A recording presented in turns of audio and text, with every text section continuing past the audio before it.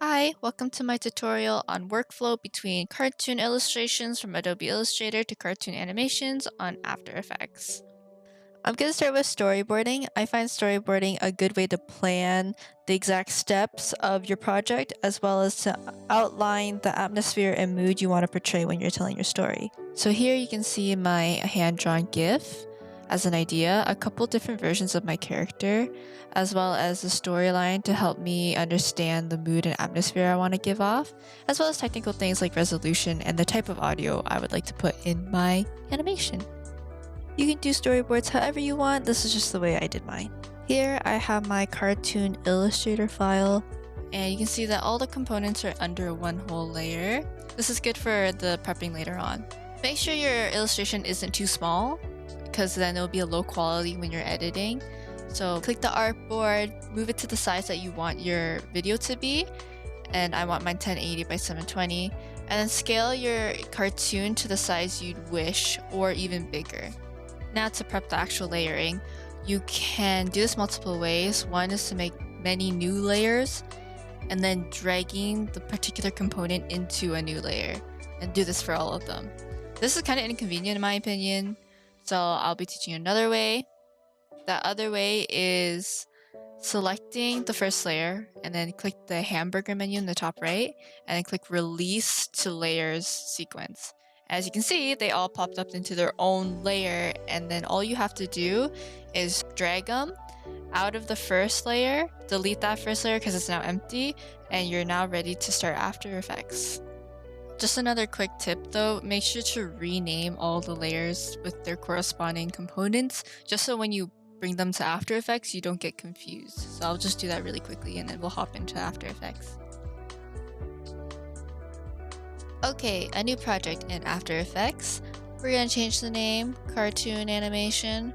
I'm going to check the resolution, 1080 720. This isn't a normal resolution, but I just chose it anyways. I'm going to drag the Illustrator file in. You can also from the top left click File and then Open. So import it as a composition, and then make sure the footage dimensions are of the layer size. So here you can see there's 3 items. The composition itself, so this is the whole project, the cartoon illustrator composition, and then layers. We're gonna actually drag the cartoon AI composition file into the timeline. Open it by double clicking, and then you can see all these illustrator layers. We're gonna highlight them all, right click, find create under reveal, and then you're gonna click create shapes from vector layer. With these shapes, you're gonna Control X to cut, go back to the original composition, Control V to paste, and you have all of your shapes meant for After Effects. Yay! You've successfully imported your Illustrator files into After Effects, all ready for animating. A good thing to keep in mind though is to keep your names as clear as possible and to reorder and recolor your layers like I'm doing right now, just so you don't get lost, especially in big projects like After Effects. I also deleted the original composition where the layers came from. You don't really need those anymore, but keep them if you want. Okay, so this is my final product from animating from my Illustrator file to After Effects. I'm just going to take the time now to show you guys what I did when I was building this animation. So first I'm going to focus on the face, the eyes, and the horns. So to do that, I'm going to shift select all my other layers, and I'm going to hit the shy guy looking button. And then from there, I'm going to click the shy switch, which is in this top right section here.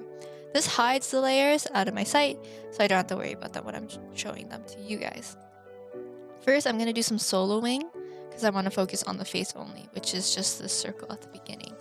To do that, I'm going to hit this column of solo buttons, which are just dots. I'm going to hit the background, just to make sure we keep this color, and then I'm going to hit the face layer. So here, if I click S, you can see I have 2 keyframes set. At the beginning, we have the face at 0, and then a bit further in, maybe a couple seconds, I have it set at 100. This same process is used for the horns and the eyes, just like so. So here I have the circle, then we have both the left and right eye, and then later on, I actually, for the left and right eye, have already adjusted the position with keyframes So let them follow each horn. So you see it goes top left and top right and then back down.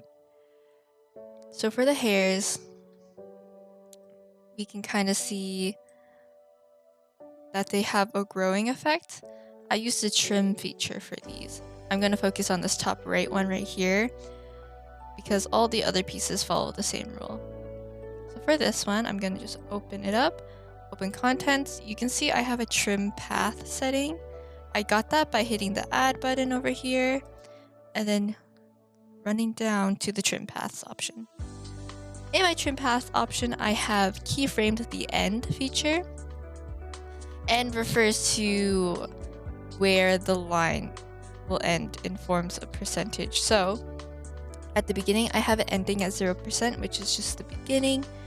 And then about 4 frames in, I have it ending at 100%, which is at the very bottom of its path. I did that for all the other layers. And I just changed their timing so they have a little offset. Okay, now I'm gonna explain how the mouth works. So when I was editing the mouth, I just gave keyframes to the path.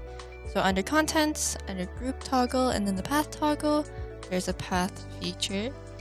And easy all my keys, I just made it so a couple seconds in, it's a frown, then it reaches a circle, then it reaches to a smile.